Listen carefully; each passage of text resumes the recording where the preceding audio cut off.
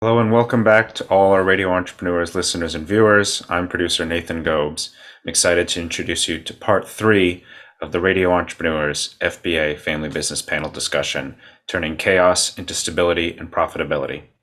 In this spring 2022 edition of the panel discussion, which is broken into 3 parts, in this third and final part, we will be discussing transitions during chaotic times. If you have not yet seen parts 1 and 2 of the discussion, we recommend you head over to radioentrepreneurs.com or any of the many other channels we stream on to catch our first 2 segments. All of these discussions are intended to be highly relevant to family businesses, but also entrepreneurs of all types. So be sure to follow Radio Entrepreneurs on LinkedIn, YouTube, Spotify, or any of the many other platforms we stream on to catch those first 2 segments. Next, I'll introduce our 4 panelists and hosts for this discussion. For their full introductions, please refer back to episode 1, which is linked in the description below. We're joined today by Steve Wilchins of Wilchins, Cosentino, and Novins, Rich Hirschen and Kelly Berardi of Gray, Gray, and Chris Perry of Northern Trust. Welcome back, everyone. Okay. And then, of course, the man who needs no introduction, Radio Entrepreneurs host and CEO of Mage LLC, Jeffrey Davis. Welcome, Jeffrey. I'll hand it over to you. Thank you for the Hollywood introduction, the man who needs no introductions. That could be quite ominous, so I don't know what it really means, since I'm your supervisor. But, in terms of talking about Rich and Kelly, Rich is an audit partner, Kelly is a tax partner, so we get the 2 different perspectives.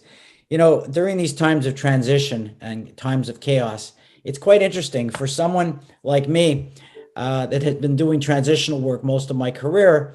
I've come up with a new experience over the last year and a half.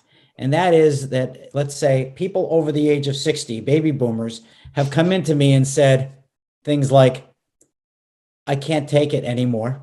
I'm not qualified to handle this pace and this tension. I've turned it over to my family members. It was never that easy before. I've heard siblings say to parents, you've got to just leave me alone. Get out right now, or we're not going to make it through this.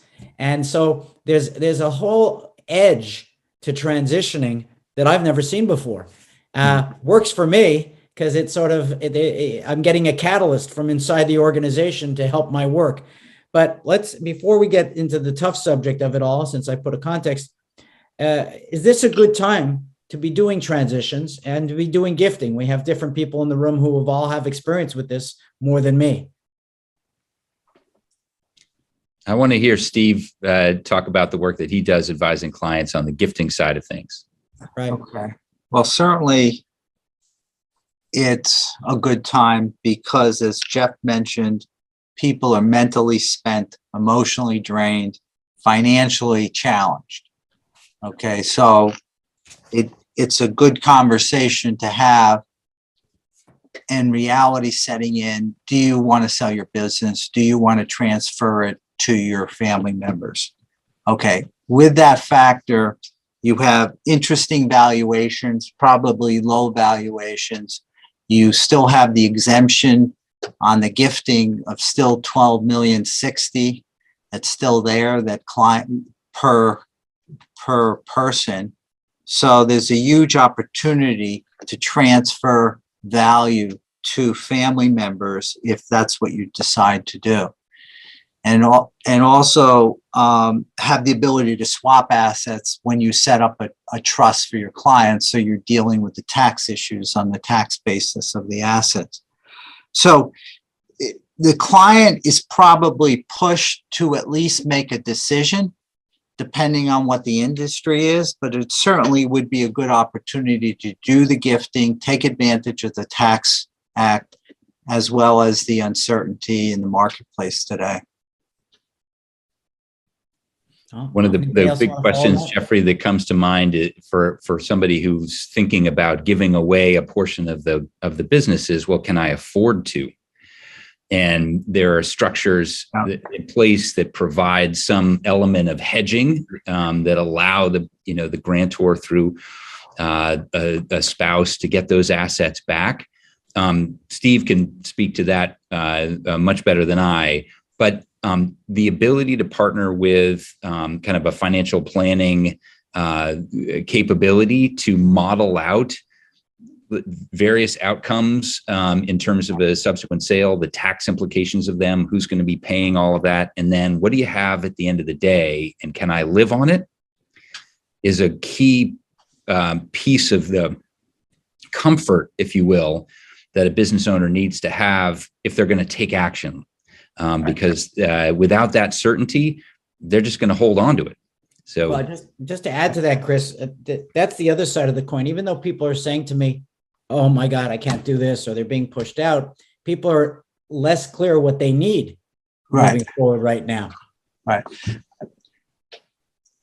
So, I just wanted to add what Chris said. Northern does an excellent job with regards to managing the affairs of clients, but also I think what Chris is alluding to is the fact that not only do you have a choice of selling your business or gifting it outright, the question is you can have a half a loaf where there is a more sophisticated structure where you set up trusts and that you do have the ability, especially if you're married, to have the ability to transfer assets for estate tax purposes to be out of your estate and for income tax purposes to be in your estate.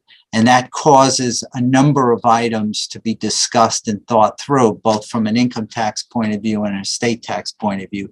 But it also allows some taxpayers to financially afford to do a one step before they ultimately want to sell the business or gift it to their children.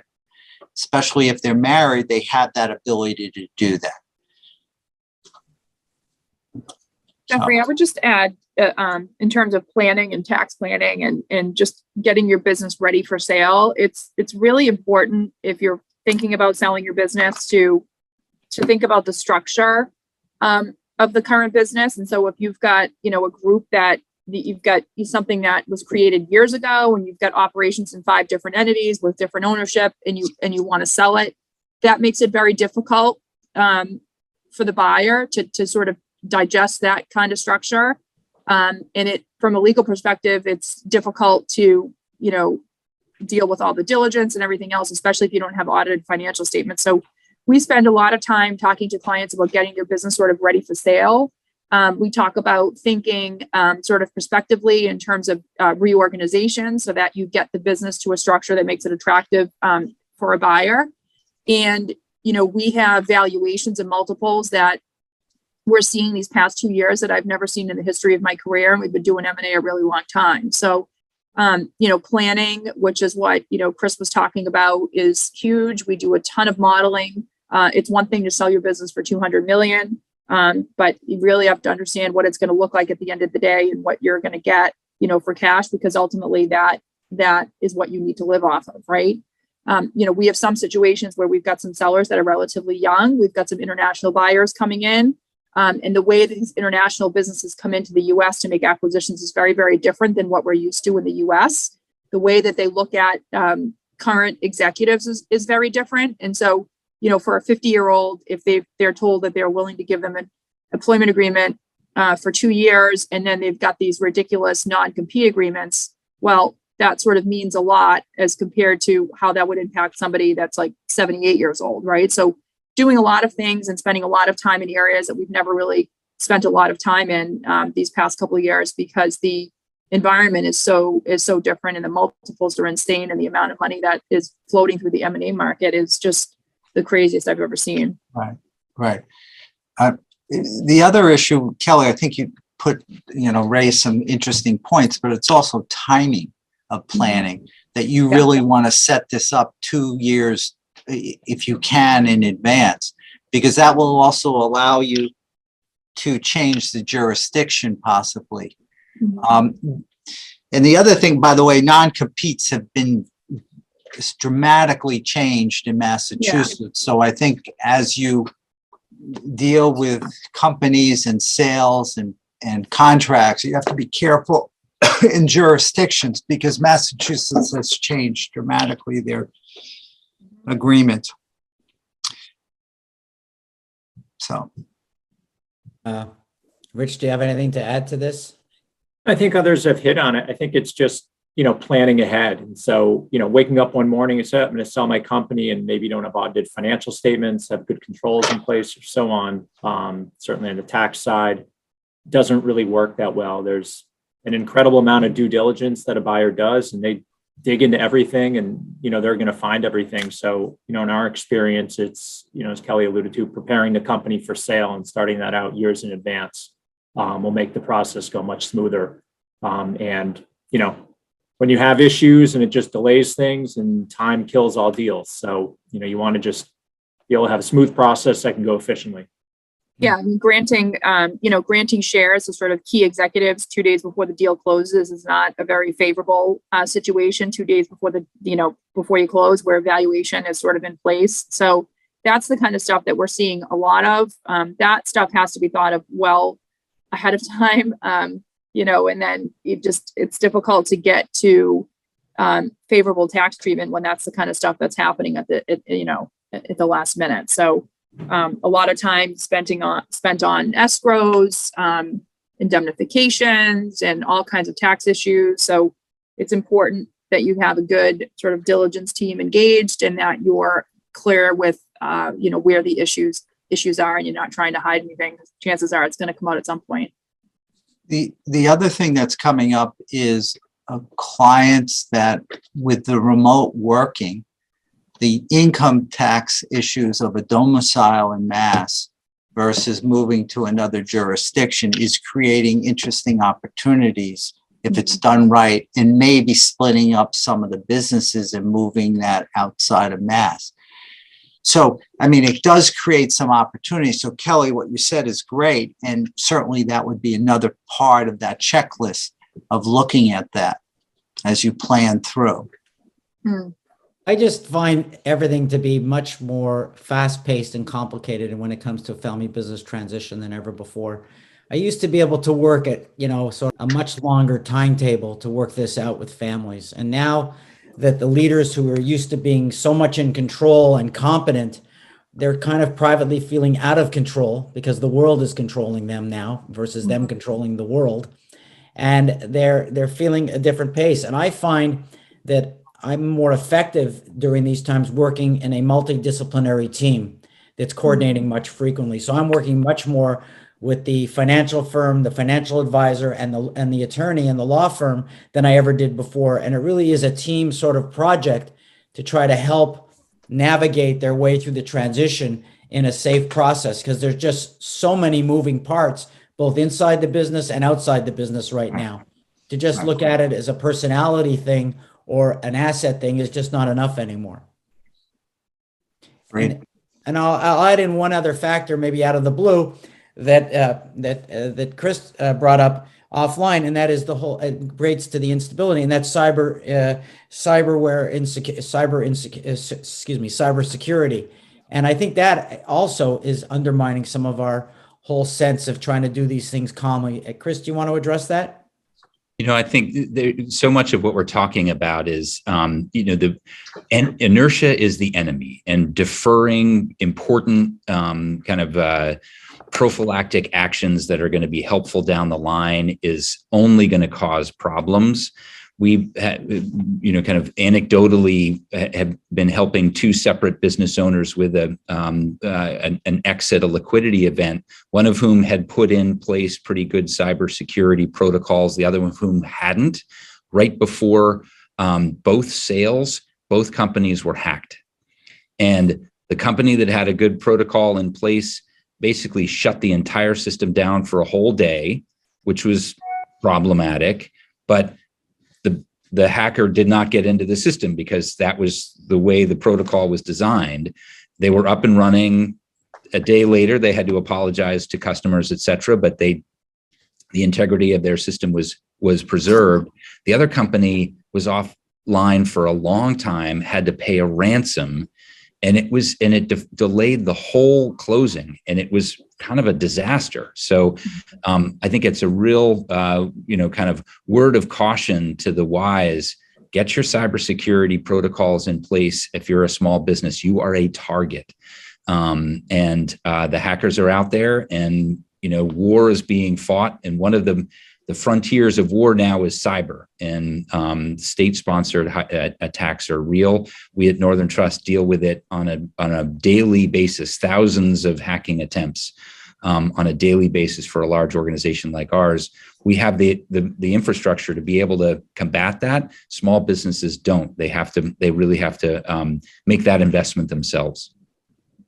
I think it's a great point, Chris, and hugely important. I mean, we've seen, I don't know, I guess in the last couple of years, just an uptick in cyber crime and, networks held for ransom and all that stuff where, not too many years ago, you never heard of this stuff, or, you read about it in the paper, but didn't think it would happen to you. It's out there and it's pretty scary. And so companies, large and small, need to deal with it.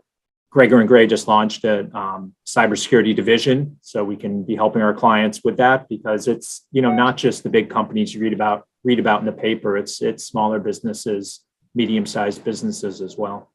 Mm-hmm. Wow. Yeah. Just excuse me, Kelly. I'm sorry. Oh, that's okay. Go for it.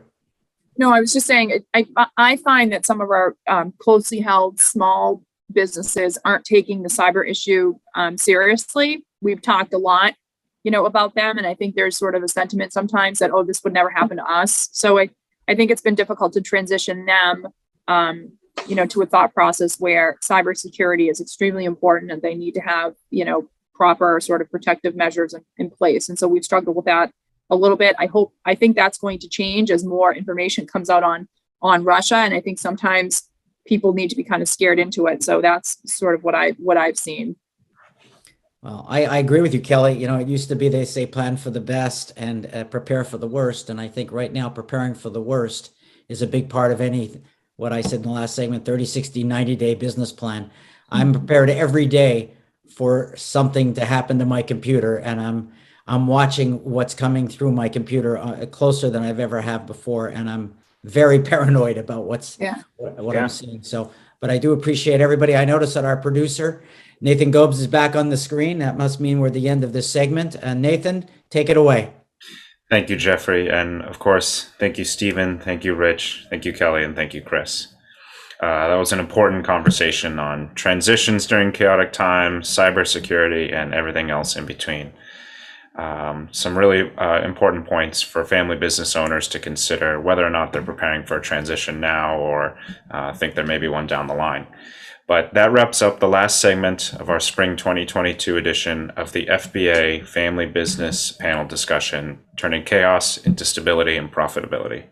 Thank you to all our listeners and viewers who have tuned in for this on Radio Entrepreneurs. Links will be provided in the description below to parts 1 and 2 if you didn't already hear them. So be sure to check those out and click subscribe if you're on YouTube, or follow if you're on one of the podcast platforms to stay up to date on all our postings as they go live. And if you're a fan of our videos, please like, comment, share, subscribe, press the bell button. All of it helps immensely to keep our channel running.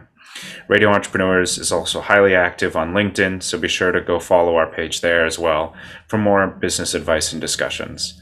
Until next time, goodbye, and thanks for listening on Radio Entrepreneurs. Thank you. Thank you. Thank you.